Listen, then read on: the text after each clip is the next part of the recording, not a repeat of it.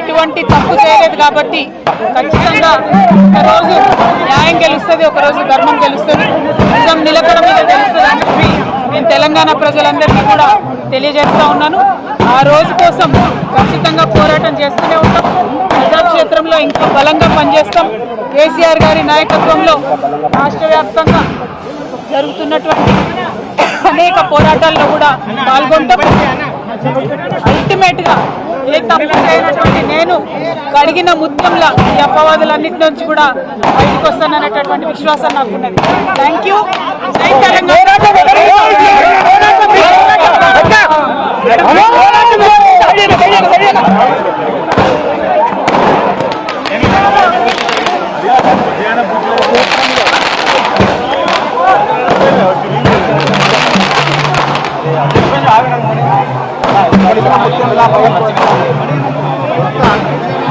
Gracias.